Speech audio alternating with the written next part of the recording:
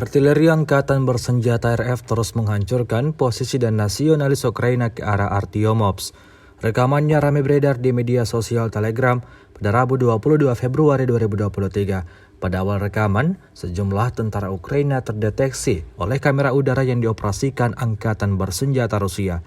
Tak membiarkannya lepas begitu saja, militer Rusia menunggu waktu yang pas untuk melancarkan serangannya.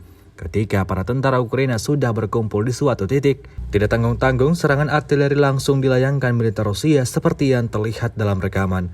Ledakan terjadi berkali-kali, imbas dari serangan pasukan Putin. Hingga video ini beredar, beragam komentar dituliskan warganet.